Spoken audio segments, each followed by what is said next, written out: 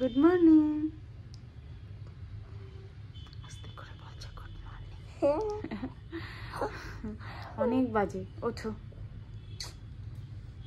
অনেক বাজে, কখন উঠবা, কখন খাবো না? এই নাও, তুমি তো ভালোবাসো বলো, একদম গরম গরম খেয়ে নাও, বুঝছো? Hello my lovely friends, welcome back to my channel. তো আবারও চলে আসছি নতুন একটা ব্লগ নিয়ে তোমাদের সামনে।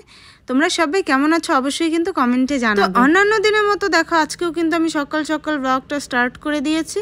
আর রুটি সবজি খেয়ে কিন্তু সোনা চলে গেছে স্কুলে।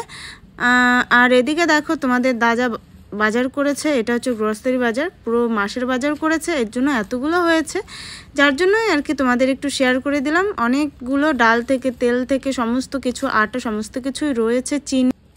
আর কি বলো তো, এবারের বাজারটা না ও 1 মাসের করেছে, পুরো মাসের বাজারটা করেছে, তো এর জন্যই এতগুলো হয়েছে। তো যাই হোক, ব্লগটা তোমরা কন্টিনিউ করতে থাকো। আমিও দেখো সকালবেলা গরম গরম খেয়ে একদম রান্নার কাজে লেগে পড়েছি, দুপুরে রান্না। আর আজকে দুপুরে কিন্তু স্পেশাল একটা রান্না হচ্ছে। তো দুপুরে তো আমি একটা শর্ট ভিডিও তোমাদেরকে পোস্ট করেইছিলাম, ওটা দেখেই তো তোমরা গেস করে নিয়েছো যে আজকে স্পেশাল রান্নাটা কি হচ্ছে। তো এদিকে দেখো আমি করছি ডাল চচ্চড়ি, আর এটা হচ্ছে পনির বাটার মশলা। তো যাই হোক, আর এদিকে গরম জলের মধ্যে দেখো পনিরটাও কিন্তু ভিজিয়ে নিয়েছি। হ্যাঁ, পনিরটা আমি আজকে ভাজবো না, এভাবে গরম জলের মধ্যে ভিজিয়ে রেখে দিয়ে দেবো।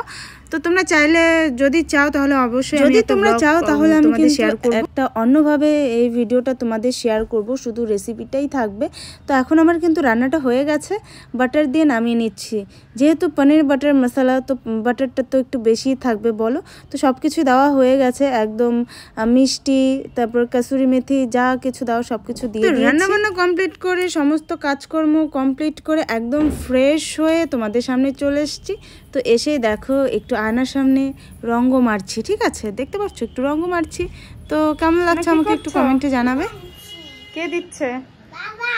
বাবা দিচ্ছে স্কুল থেকে এসে এই কাজ।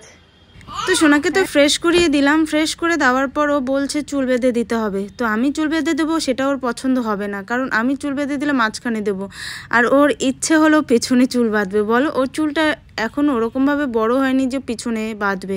তো যাই হোক, সেই জন্যই ওর বাবাকে বলছে যে বাবা আমার চুলটা বেঁধে দাও। তো কি করার, লাস্টে মাকে না পেয়ে দেখো বাবাকে চেপে ধরেছে, আমার চুল বেঁধে দাও, ঠিক আছে না, এই যে এইখানটায়।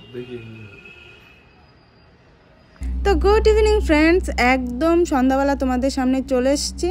তো রাস্তায় এসেছি, সোনা কি খাবে সেই জন্যই আর কি সেটা আনতে গেছে।